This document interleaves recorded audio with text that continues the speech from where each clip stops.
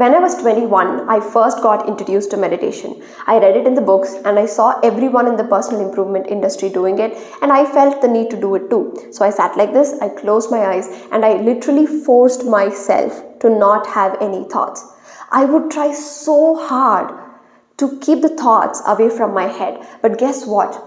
There's always a thought popping up, and my mind kept wandering. I was not able to focus on my breath, and I failed miserably. I thought meditation is not for me. And I know if you have tried meditating, you would have experienced this too. Welcome to the club. And ever since, I have had a love-hate relationship with meditation because I really wanted to meditate. Something was pulling me towards it, but I was not able to do it. Thoughts kept popping up, and I was not able to sit still for more than 10-15 minutes. And this went on for 2 more years, after which I learned that meditation is not about not having any thoughts, because that's impossible. Giving you thoughts is the job of your brain. It won't stop giving you thoughts just because you asked it to, right? It's going to do its job. So the thoughts are going to keep coming up. Your mind will naturally wander, but your responsibility during meditation is to notice when it wanders and bring your attention back to your breath.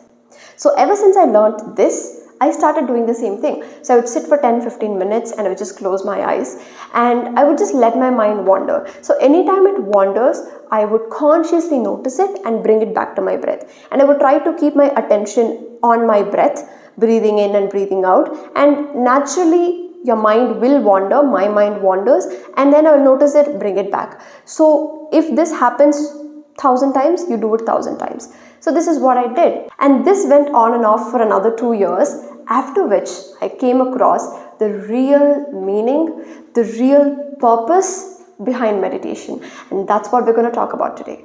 You might have come across yogis, spiritual gurus, monks who sit in meditation all day.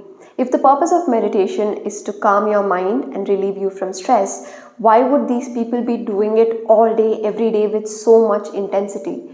Because meditation is much more than that. It is much more than just giving you peace of mind. Although that is a very great benefit, meditation is magic. It's miraculous. It gives you superpowers. Now, you might be a person who doesn't believe in magic or miracle, or you have doubts about this.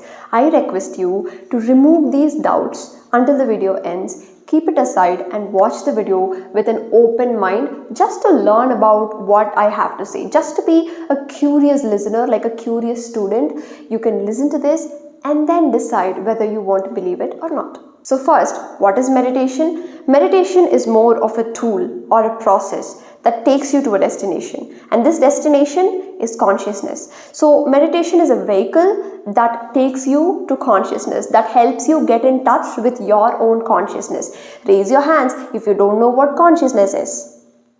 I can see your hands going up, hands down. Let me help you. The interesting thing about consciousness is that it cannot be described, because all scientists, all physicists, they've been trying to describe it, but no one is able to. What makes you think I can? So it cannot be described, or it doesn't have a definition, but it can be experienced. That's the interesting part about consciousness. That's the mystery about consciousness. So it can be experienced right now. Let me show you. Ready? Okay. Now observe your stomach. Don't look at your stomach. Look at me or close your eyes. Just observe your stomach. Observe how the region around your stomach feels, any sort of sensations. And now slowly bring your awareness to your heart center. Observe your heart center. Place your awareness there.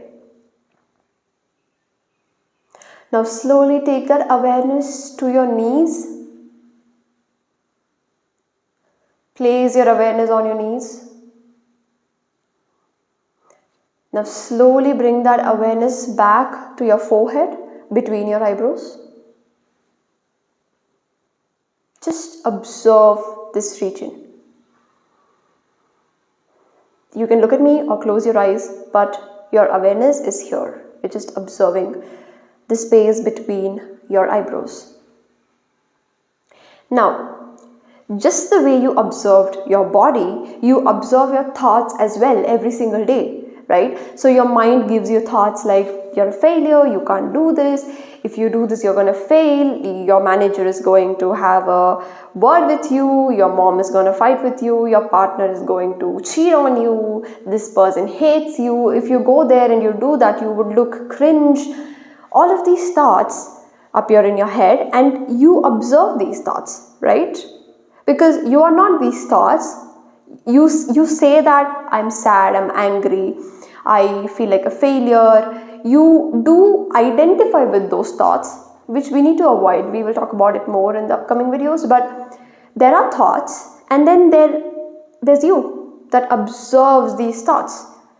So it's because you observe these thoughts, you're able to say that I'm overthinking, I'm thinking about this, my thought right now is this, I always have negative thoughts, it's out of my control. So this observer inside you, which just observed your body now, and then this observer that usually observes your thoughts, even now you can observe your thoughts. Something might be going on in your head. This woman is just talking stupid shit, man. I don't believe in all of this pseudoscience, whatever, right? All those thoughts that are in your head, you're observing it. So this observer that is present inside you, that is consciousness. The observer that observes the whole world.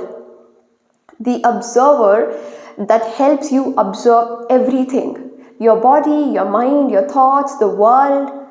That is consciousness. And consciousness is just its one name. It has a lot of other names like awareness, cosmic consciousness, higher energy, spirit, soul, God. Yeah. So whatever you want to call it, you can choose any terminology that you want. But this consciousness, this observer inside you, that is the real you. You are not your body. You are the observer of your body. You are not your thoughts. You are the observer of your thoughts. This observer inside you is the real you, is the consciousness. And this consciousness is present in literally everything in the world. In fact, the whole world, the whole universe evolved out of this consciousness. So we are all conscious beings, spiritual beings, having a different experience in the world. You and me, we are having a human experience. You and I are spiritual beings, and we are having a human experience in this world. And this observer inside us, we want to get in touch with the observer. We want to get in touch with the consciousness. And meditation is a tool or a process that helps us to get in touch with this consciousness. And why do we have to get in touch with the consciousness anyway? Because consciousness is God. Consciousness is the higher power. Consciousness is the soul. It's the spirit. It is the life force that is inside you. The higher power that we usually go in search of on the outside is actually present inside you. You don't have to go in search of God on the outside. It's there inside you. All you have to do is to get in touch with it. And in order for you to get in touch with it, the tool you need or the process you need is meditation. So when we meditate, we are actually trying to observe the observer. So just like how we observed the body, the thoughts, the same way we are trying to observe the observer itself. And how do we do that? You know, we mostly go on with our lives not being aware of this superpower that we have inside us, of this consciousness that we have inside us, because we are always active. Our body is always active. Our mind is always active. We never sit still in order for us to get in touch with it, right? Because we always have something to observe. If your body is active, you are observing your body. If your mind is active, you're constantly having the thoughts. Your consciousness observes the thoughts, right? So if you want to observe the consciousness itself, you need to settle your body and your thoughts. Nothing to observe in your body, nothing to observe in your head, just pure consciousness. So when you get to that state of just pure consciousness, the consciousness starts to observe itself. That is self-realization. That's when you come face to face with who you really are, the spiritual cosmic being that you are. So to summarize, meditation is a tool that helps you get in touch with your consciousness, that helps you observe the observer. And that's why we meditate the way we do. We either sit still or we lie down and we close our eyes and we go in a very secluded place with no distractions, because we don't want our senses to be active. We don't want any outer information going to our head, because when information goes into our head, the mind starts processing it and it gives you thoughts. So you find a secluded place, you either sit down or you lie down, no movement in your body, no distractions from the outer world. And when you do this, your body becomes completely settled. And then you go to your mind, you settle your mind. How do you settle your thoughts? This is a very simple thing, but not so easy, because when it comes to your mind, the job of your mind is to keep giving you thoughts, right? It does not stop. Even if you settle your body, your mind will be active, thinking about something, thinking about the past or the future or even the meditation experience itself. So there's going to be thoughts coming up back to back. How do you settle your mind? You need to settle your mind, your thinking mind, in order for your consciousness to observe itself. How do you do that? You give yourself enough time. That is the trick. Like I said, it's a very simple thing, but not so easy. You give yourself enough time and you have patience. So if you lie down, you close your eyes and you just let your mind wander for a while. It thinks about everything, and after a while it starts to settle little by little. Because when you close your eyes, let's say there's darkness in front of you, your mind slowly starts going down, because when you control your senses, when you're not giving any outer inputs, there's nothing to process. And slowly your mind starts to settle, the thoughts start to settle. Just like, the muddy water, you leave it for a while and all the mud settles down and you only have the clear water. That's the same principle, right? You just need to give yourself 15-20 minutes, or maybe for beginners it might take 30 minutes or so, but you just have to give yourself enough time and just sit still with no outer distractions. Your mind will start to settle itself. And once your body is settled and your mind is settled, there's no thoughts, there's no new thoughts, your mind is not ruminating about anything, you have nothing to observe. That is when the consciousness starts to observe itself. And when you start observing your own observer that is inside you, you come face to face with who you really are. And now coming to another very important part about meditation, your breath. You are always asked to focus on your breath, because your breath is not just a simple act of keeping you alive, right? It keeps you alive in such a simple process, right? But breath is actually prana, right? It's life force, it's life energy. And this process of breathing, the breath that we take in and leave out, it has a huge power. It is the key to activate your energy body, your astral body that is inside you.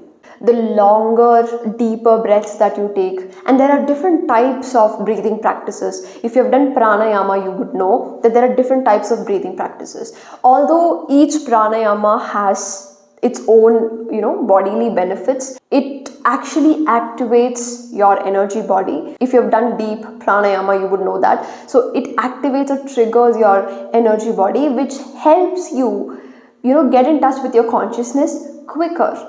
Because when you can feel that energy body inside you, when you can feel that vibrations or sensations inside you, which is actually, a part of your consciousness, it becomes easier for you to meditate. It becomes easier for you to get in touch with your consciousness. So that's why usually before doing meditation, it is suggested to do pranayama. If you do pranayama, especially breathing practices that are more forceful, like forceful inhalations, forceful exhalations, that activates your energy body, which helps you more when you meditate. And just to go off topic for a while, the ideal way to meditate is actually to first do yoga and then do pranayama and then do meditation. So if you take the actual yoga sutras that was written by Patanjali, there are 8 levels to this whole sadhana that you do. So it involves, disciplinary traits, character traits that you have to master, and then it has yoga, and then it has pranayama, and then it has dhyana. So all of this is like a whole, like a process, right? You need to have discipline, you need to have the characteristic traits that you need to incorporate, you need to do yoga. So when it comes to this process of actually doing something like with your body and your mind, it involves yoga, which you do, and then followed by that you do pranayama, followed by that you do meditation. So when you do meditation in this manner, it is easier to meditate and you can get into this meditative state quicker. So for you watching this, I highly suggest that if you're gonna try meditation, maybe for once try doing yoga for like 15 minutes, not heavy, sweaty yoga, but just a few stretches that you can do.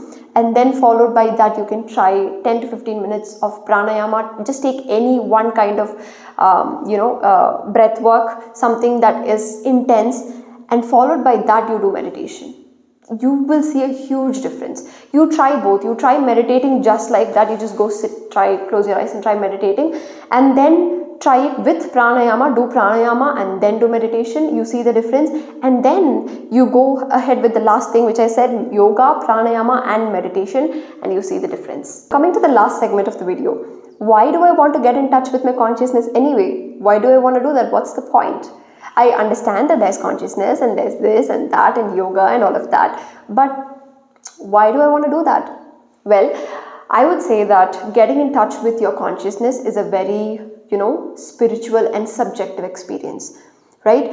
We all have the same consciousness inside us, but getting in touch with it is your choice, and it's a very subjective experience. And like I said, it's the God force that is inside us. And for me, when I think about it, how can I have this energy, this cosmic energy, this infinite God spirit inside me and not get in touch with it?